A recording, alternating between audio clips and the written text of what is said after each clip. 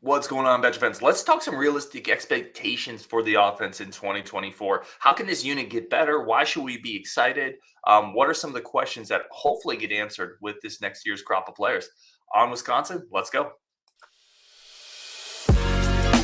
You are Locked On Badgers, your daily podcast on the Wisconsin Badgers. Part of the Locked On Podcast Network, your team every day.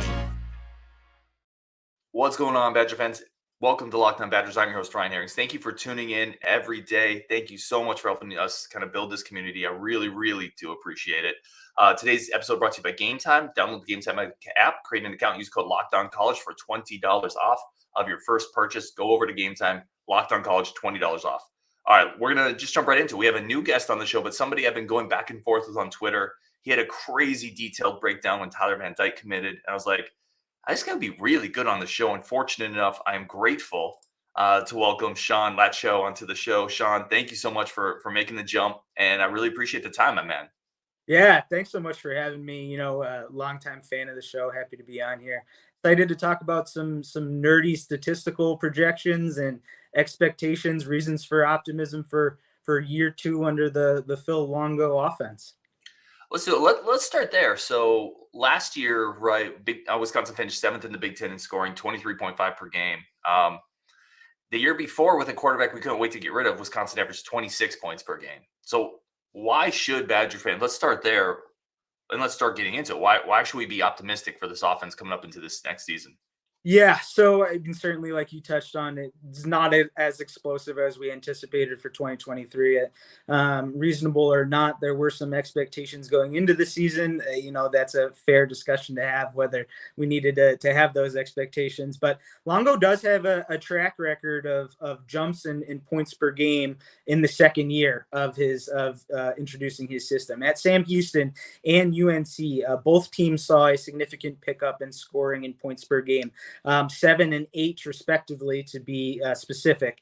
Also, both of those units were over 40 points per game in the second year with Phil Longo. Obviously, I don't know if we're in that stratosphere of offensive juggernaut, but certainly reason to be optimistic. What that's going to take remains to be seen, but I'm hopeful a consistent evolution, as we're starting to see in this offseason, of the personnel is going to contribute a lot to that increase in production. I know we're going to get into a couple of different position groups and some statistical analysis of previous years, and we'll talk about kind of what those upticks in production are going to look like. Well, and you mentioned previously this tube stops 7 and 8 points a game. That if you just get that at Wisconsin, you go from 23 a game to 30 a game. So even if you're not talking 40, right? If you can routinely put up 30, like that's a big jump from where Wisconsin was last year. And that makes a difference in 2 or 3 games. Yeah, absolutely. And obviously, Wisconsin with their tradition, 3 yards in a cloud of dust. I mean, this is an unbelievable evolution if that's kind of the stride that we can make. Couple that with a decent defense, obviously a completely overhauled linebacker room and everything that we're doing on that side of the ball. And could be exciting, man. Could be exciting. Well, let's get into Van Dyke because, again, you watched a lot of Miami football. That was like one of your teams growing up. You talked about it. You sent me a very long, detailed breakdown of Tyler Van Dyke when he committed, and that's where I was like, this guy's great. We got to get Sean on the show. I want to start here. What should Badger fans' expectations be of Tyler? Yeah. So, like you said, I'm just a Miami fan. I enjoy watching him. Got to watch a lot of Tyler Van Dyke. He's had an incredible roller coaster of a time over there. Just from a background standpoint, big, strong kid, 6'4", 220 to 230, real strong arm, a lot of zip, a lot of velocity on his passes, but he also has nice touch. Very prone to the deep ball. We're going to talk about that and how that fits in Longo's offense. But, Longo had a lot of nice things to say about TVD. He got to see him up close while he was at UNC. TVD actually went off on them a couple of times, so he got a front row seat to the show. Longo specifically pointed out that he loves that TVD can make every single throw on the field.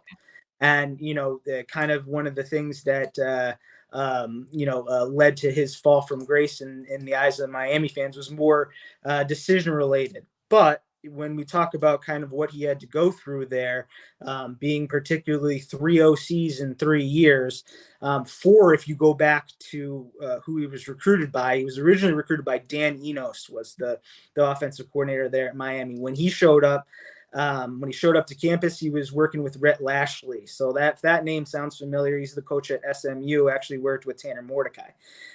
He's got a more wide open offense, kind of. You can draw the parallel as to Mordecai then getting picked up by Longo. But that year, let's not forget that TVD was ACC Rookie of the Year in 2021, almost 3,000 yards, 25 TDs to 6 INTs. And he was thought of in NFL circles as a future first-round pick. And, if you look at some of the graphs from that year, it was, he was at the top of the list with the names that we're even talking about now. As far as going at the top of this draft. He then, the following year, Lashley had left, and they had Josh Gaddis, who, Wisconsin fans will be familiar with his time at Michigan. Went completely to a pro-style offense. So this is TVD's second year, completely pro-style offense. Gaddis leaves after that year. Shannon Dawson comes in, and he transitions back. So, kind of a roller coaster run there where you're going from completely different styles of play every single year. There is a lot of overlap of what TVD likes to do and what Longo could certainly introduce successfully into this offense. We're going to talk a little bit about tight ends and how Longo likes to use the tight ends. TVD, his success can be directly correlated to having strong pass catching tight ends. Will Mallory, a guy now playing at Indianapolis, was a guy that went off under TVD with TVD at the helm. With Will Mallory in 2021, Mallory had 30 catches, 4 TDs. In 2022, Mallory was actually the leader in receiving yards with 538. 2023, which was perception dictates that was his fall from grace with Miami and that fan base. Will Mallory had passed on, and TVD didn't have one tight end with more than 8 receptions. So if that's something that Longo kind of looks to, that's certainly a cross section and an overlap of their Venn diagrams of what they want to do offensively. As far as guys to look out for with Van Dyke at the helm, we mentioned tight ends, but also TVD excels connecting with explosive, quicker guys. Xavier Restrepo is the guy down there in Miami that is just absolutely gone on a heater, especially as of late with TVD. So look out for Will Pauling and Tretch. Those could be 2 guys that he could really kind of hit it off with and start to really kind of produce some big numbers. TVD can really grip it and rip it. He's got a nice quick release. Something that Longo had mentioned in an interview at UNC was that he used to have his quarterbacks warm up with footballs without laces because he didn't even want the guys spinning the ball and wasting that much time. He wanted them to catch the snap and get that ball out. He wants the ball. He wants his QBs to throw to a spot, but he wants that ball to beat the defender to that spot. So high velocity TVD fits there as well. Also TVD wants to get vertical with his throws. Something that this past year we were a little more horizontal in our passing game at times. So it'll be interesting to see as you're doing that choreography, that dance of meshing and melding the offensive system with the quarterback. I wouldn't be surprised to see some deeper throws this year as that is kind of more TVD's alley. Well, we have to take a quick break. I want to come back and ask Sean about, do we have the pieces that really fit perfectly around Tyler Van Dyke? Because I'm not sure. When I look at the roster, that's one of the questions I have. Like, I don't know if we have that vertical burner. I don't know if we have that tight end. Quite frankly, we have potential in both spots. I'm curious on your take there. Plus, continue talking about his evolution from different offensive coordinators. I'm interested in the fact that certainly that's been a reason for some of the struggles with Tyler Van Dyke, but that's not going to change this year. He's getting another offensive coordinator, right? So I guess the question is, if that's been one of the reasons for struggles, why should we expect it to not continue? And then if he's changing another offensive coordinator, We're going to get into that next on Locked On Badger with Sean. First, a quick break for our friends of the show. And a quick second to say thank you, everybody, for tuning in. Our friends of the show today over at Gametime. Gametime is the #1 source for all of your ticket buying needs. There's times I've been stressed out trying to find the right tickets at the right price at the right time, and I end up buying a ticket behind a big pole. And there I'm just sitting like a big doofus with my popcorn behind a big pole because I didn't use Gametime. This is my life. Go to Gametime. Don't make the mistakes Ryan makes. Buy tickets to your favorite events. Don't make it stressful. You get pictures of what the seats are going to look like before you get there. You don't have to plan months in advance. There's flash sales. And you buy tickets in a matter of seconds. It's fast, in and out, 2 taps, and you're set. Tickets are sent directly to your phone, so you never have to dig through your email. Snag the tickets without the stress with Gametime. Download the Gametime app, create an account, use code LOCKEDONCollege for $20 off your first purchase. Terms to apply. Again, create an account, redeem code LOCKEDONCollege for $20 off. Download Gametime today. Last minute tickets, lowest prices guaranteed. Let's get Sean back in here and continue this conversation. So I want to pick up with that question I just asked, because I've heard that in several places, right? And it's a valid reason. It's tough as a quarterback to pick up new systems, new offensive coordinators, new verbiage every year. But then shouldn't we expect more of the same struggle this year, doing the same kind of thing? Yeah, so of course it's a very valid point. I think for him it was more continuity related. So he starts that first year in something more like what he's going to see this year. Obviously, the verbiage is going to be different, but that freshman year with Rhett Lashley is more closer related to what he's going to see this year. And then switching to Gaddis, which was immediately the pro style offense, having to completely switch and then having to switch back. Whereas now maybe you could make the point that now he's having 2 years in a similarly related system with a very successful freshman year in a more open style offense. So, hopefully that could be, I don't know if I'm just being an eternal optimist here, but maybe a little continuity could be good for him. And maybe we could see him shine much like his freshman year. Listen, optimism is most welcome on this show. And the other thing I'd say is there is something to the fact that these players pick their spots, right? You go in the portal and you pick a spot and take that step further. You pick a scheme, right, that you think you're going to be comfortable in. So this is clearly where he wants to be, which means that's where he thinks he's going to be comfortable. So that's worth pointing out there. Let's talk weapons, right? We talked Van Dyke. We talked, you talked Tretch, Pauling. Does he have the receivers, the tight ends? Let's just go to tight ends. Does he have the tight ends on this roster? Do you think you've mentioned his success in the past with tight ends? Do you like the tight end group on this team right now? So I do. I like particularly kind of some of the moves that they've made. You can go back to talking about Longo and that fit. You can go back to 2022 at UNC. Longo had used three tight ends that saw significant time in action. Nesbitt, Koppenhauer, and Morales. Those 3 guys combined for 79 receptions, about 1,100 yards and 8 TDs. That was good for 5th in the country as a unit in receptions and 3rd in the country in yards. This kind of speaks to Longo being that kind of amorphous, always evolving. 1 year he's got really good tight ends. He's 3rd in the country in tight end production. Another year he's having the running backs, which we'll talk about. But with that said, last year we had the most receptions going into the bowl game. We didn't have a tight end with over 10 receptions. Yeah. That year that I just spoke about with UNC, out of that 3, the least had 15.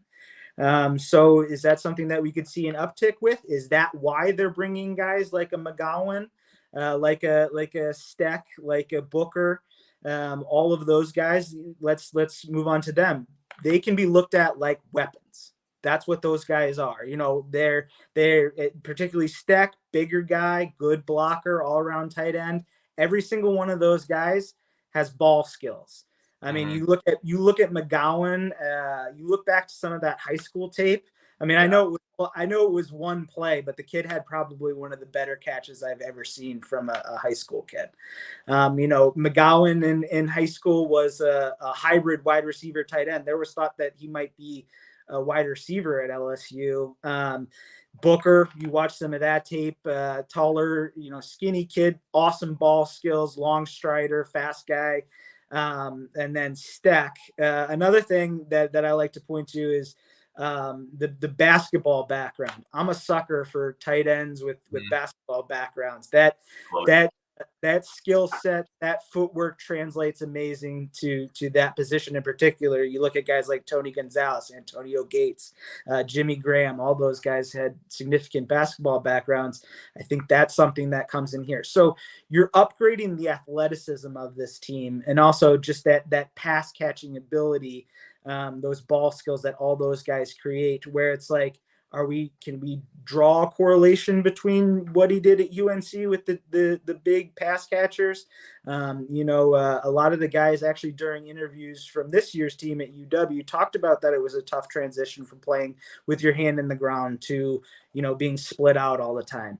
Well, I mean, how do you solve that problem? You bring in guys that they weren't even sure were going to be tight ends, that they were wide receivers in high school, right? I mean, so I think that's a very intentional move to get those guys. That's not to say that Steck and McGowan and Booker are going to be studs right away, but this is the evolution of the roster to fit what we want to do offensively. And I think it's a pretty good step. Yeah, and a couple points I want to make on that. And you have a kind of a win-win-win here. You mentioned early, kind of our first segment, Van Dyke's comfort and his ability to throw to tight ends. And now you're talking about Longo's desire to incorporate those tight ends. And now we're talking about those new tight ends coming in, right? So now you have a quarterback coming in that wants to do that, an offensive coordinator who's shown in his history he wants to do that. And now we've got some weapons there that could potentially do it. It does feel like there could be a natural kind of evolution towards that this year. And not all of them, you're right, not all of them are going to hit right away. Not all of them might hit, period. But I do think you go and get a guy like Steck who's 260 pounds, and you're not asking him to be a 3-down tight end, right? You might just ask him to play 15 plays a game.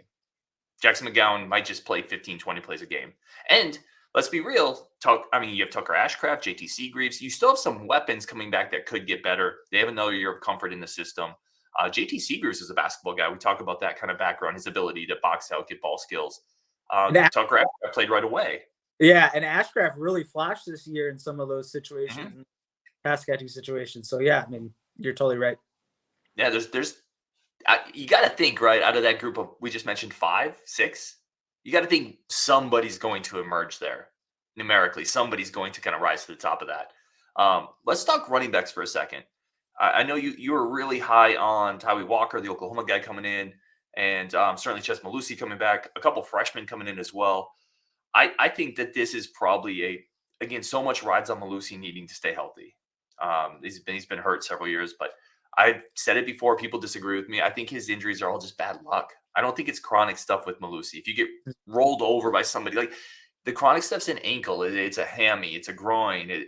It's all flukish for him. I feel like he has as good a chance of staying healthy as anybody. Yeah. I totally, the injury prone tag is a ruthless one that sticks with those guys, but oftentimes it doesn't match the injuries that we have going on. Oh, talk to me about Tyree Walker. I know that's someone that you wanted to jump into as well. Yeah, sure. So just to bounce back to Longo and his usage of running backs, oftentimes this air raid term can be kind of a misnomer. I mean, we think of air raid, we think of Texas Tech and Mike Leach and these guys, spreading everybody out and throwing the ball deep every play and the unbelievable offensive numbers. And Mike Leach used to have funny comments about how he never ran the ball, but Phil Longo in 2020, let's not forget, he had a pair of 1,000-yard rushers in Michael Carter and Javonte Williams at UNC. Again, this kind of speaks to how he does change his offensive philosophy based on what talent he has. That year, he had 2 studs, and he ran the ball. Let's not get anything twisted when comparing it to Wisconsin. Braylon Allen is a generational talent, a unicorn combination of size and speed. But, these two things might not be mutually exclusive. He might be all of those things and still not the greatest fit for what Phil Longo wanted to do offensively. When you look at it from just a simplistic point of view, just look at the sizes, right? So Braylon Allen's a 6'2", 240-pound bruiser, right? Wants to get downhill, all this stuff. Had some issues last year, which we saw, but, is going to be an offensive pro in the mold of like a Jonathan Taylor. It's funny, I use the term generational talent, but you Wisconsin guys, you seem to have one every couple of years. So I don't know if you know that term. But we rolled them through there pretty well. Yeah. But Chez Mellusi is more, 5'11", 212, more of a make guys miss in a phone booth kind of thing, kind of lightning quick. You look at those two guys, Michael Carter, Javonte Williams. Michael Carter, 5'8", 200 pounds. Javonte Williams, 5'10", 220. Just from that size comparison, you kind of think maybe a quicker lateral quickness kind of guy might be more up our alley. So I certainly could see Chez having a big year, but also dark horse. Look at a guy like a Tyree Walker, man. I mean, he was successful at Oklahoma, more that scat back role, but runs angry. I mean, could he easily have a year like a Michael Carter? Sure. So both of those guys I look to have a big year and be productive in this offense. Yeah, I think you brought up a good point. I mean, Braylon Allen, for everything that he did and everything that he was, this wasn't the offense he was recruited to be in, right? Like it wasn't the most seamless fit. And you saw it. We all saw it at the beginning of the year. We saw what Chez Mellusi looked like in this offense. A healthy Chez Mellusi with burst. He looked like the best running back on the field at times. He really, truly did. And now you're adding a guy like Tyree that's built more in that mold. Plus, I think one of those freshman running backs is going to step up and get reps as well, whether it's Dylan Dupree, whoever it is. I think the weapons are coalescing around Tyler Van Dyke, hopefully. All right, we're going to take one more quick break, come back. We're going to talk a little offensive line. We're talking snaps and any other key players, swing players on this offense that really could dictate whether it's a success or failure next year. We're going to do that with Sean coming up next on Locked On Badgers. But first, a quick break for friends of the show over at FanDuel. Great friends of the show over at FanDuel. Again, please do it responsibly. But all your futures, parlay, spreads, teasers. Again, 49ers lines this week. It is -7 for San Francisco, +7 for Detroit. Right now, new customers get $150 in bonus bets guaranteed when you place a $5 bet. That's $150 in bonus bets free, win or lose for new customers. Use your bonus bets on NBA, college basketball, Wisconsin coming up into March here. Use your free bets on anything like that. Or if you want to hold off till baseball gets here, FanDuel has all the sports, all the different types of action. Visit FanDuel.com/lockedon. Make your first bet a layup. FanDuel is the official sports betting partner of the NFL. All right, let's get Sean back on. Sean, I do want to give you an opportunity. Anything you got going on, I put your Twitter on there, your Twitter handle. Is there anywhere people can follow you, interact with you? Yes. My Twitter handle below. Like to post a lot of sports junkie stuff. I actually, if anybody has the crossover like myself and AJ Storr of also being St. John's guys that have ties to Wisconsin here, I can be found on the Red Storm Rapid Reaction podcast. We break down Rick Pitino and St. John's New York College basketball team over there. I'm a frequent guest on there. But yeah, otherwise, just check me out on Twitter. Hey, let me segue off of this, and I wasn't going to do this actually, but I did see you mentioned that earlier in our kind of before the show. I did watch some of your St. John's show. Thoughts on AJ Storr this year, and because I just did a show with Rajiv, and it hasn't even posted yet. By the time people watch this, it will have posted. But I kind of feel like sometimes we're missing the forest for the trees on AJ Storr.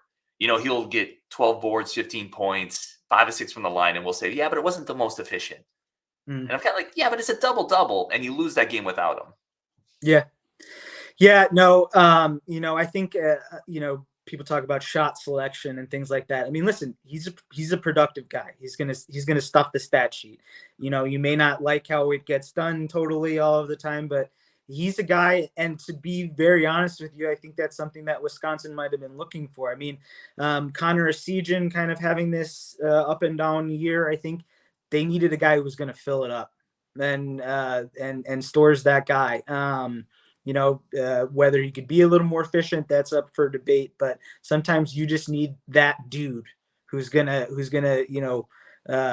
take the ball one-on-one and get to the bucket. Also, shout out AJ Storr, really nice kid. I got to meet him a couple of times. So I went to his toy drive actually over in Sun Prairie. Really nice kid. So I'm really happy for him. He's been great. Well, it definitely makes it easier to root for him too, right? Like when you talk to some players and it turns out they're really nice kids, really nice young men, and you're already a fan of that team, it just makes it so much easier because, frankly, that's been the vast majority of my interactions with Wisconsin players is really good kids, really good families. I'm sure it's not 100% because it's not 100% for any team program, but it makes it easier. All right, let's go to offensive line. We talked about all year we have talked about the snaps. We've talked about some of the inconsistencies there. We've talked about timing. You had a really good anecdote, and you brought this up with Coach Longo wanting to get the ball out so quickly. He didn't want his quarterbacks to even find the laces, just get it and rip it. Mm-hmm. This is going to be a huge difference next year. I mean, it could be one of the biggest differences in the offense. Yeah. Yeah, and I hesitate to say, hey, look at the bowl game film, but I mean, the timing seemed a little crisper. I mean, I don't know. Obviously we love Tanner Bortolini. He's a great Badger, but there was that contentious argument that were the snaps not getting back there the way we wanted to, him moving positions. Did that throw a monkey wrench into things? I'm excited to see Jake Renfro with a healthy offseason, what that's going to look like with all the accolades that he had coming in. But yeah, like you said, just think about Longo having those guys practice without laces. You're talking about milliseconds. He wants that ball out there. He doesn't even want him finding the laces. He wants that ball out. And just imagine a snap, what kind of devastating timing issues that could create for the wide receivers, for the other linemen, for the quarterback. Longo has preached in multiple interviews when talking about his offense that he wants his QBs thrown to a spot. And if your guy's not there, or he's a millisecond too fast or a second too late, then they're not going to be where they need to be. So I'd be interested to see how that snap thing plays out. But a lot of guys that are way smarter than me about football can debate whether that was a major issue this year. Well, we'll wrap up here. And again, Sean, this has been awesome. This has been really good insight. I have a list of players. I have a couple players, but give me somebody on this offense next year, not getting talked about a lot, that you think could be a key player, could be a swing player in helping this team either overachieve or underachieve. Yeah. I don't know. This might be the kind of this. I might be showing my green nature here, my rookie football analysis, but I'm waiting on CJ Williams, man. There's just so much talent there. One. He's gonna unlock it, and I know, going to the games, we have season tickets. My wife was probably getting so tired of me, kept saying, "There's CJ, he's in there. Like, we got to throw him the ball," just because I want to see him get the ball in space. And obviously, he's a good 50-50 guy. But I mean, if he takes off, then you're talking about him with Pauling, with Tretch, with all those guys. I mean, that could be a good swing guy. Mine is same position, but I'm going Bryson Green. Yeah, but I think either one is the answer to the question. Right? Yeah. Like, the question is, if it's a Jeopardy question, who is the Badgers' boundary physical 50-50 ball receiver? Yeah. It's Bryson Green or CJ Williams, I think. And if one of those two can step up, I think Bryson showed a little bit more. I mean, maybe that's to be expected. He's more experienced. But either one of them, like, to me, that's one of the biggest swing spots. If you can get one of those guys to step up, because then you have Tretch, you have Pauling in the slot. I like Quincy maybe getting some reps on the other side. But, yeah, you got to get one of those bigger, more physical receivers step up. Yeah. Just there's a lot of talent there with CJ. And I think when he puts it together, it could be a good, duo on the outside there. Like you said, Bryson Green has, showed a little bit this year, and get CJ going. Now you're talking about those guys on the outside with the quick guys on the inside. It's trouble. Nah, I love it, man. He is Sean Latshaw. Latshaw. I asked you before the show. Doggone it. It's all good. Latshaw is fine. That works. Okay. And I really do, man. I'm very, very grateful for the time. Thank you for jumping on. One of the things one of the tenets of the show was always, if you wanted to have a voice, please come on. So that's true for everybody. Sometimes I get a little busy, but please reach out if you want to jump on the show. If you ever want to chop stuff up, that's really all Sean did. And then I was like, yeah, he's really smart. Let's do it. So thank you so much, my friend. I really do appreciate it. I hope to do it again. And on Wisconsin, thank you everybody for tuning in. Good optimistic show. Let's go. Let's fire that offense up. On Wisconsin. Sean, any last words? No, thanks for having me on, buddy. I appreciate it. A lot of fun. Loved it, man. All right, on Wisconsin, and we'll talk tomorrow.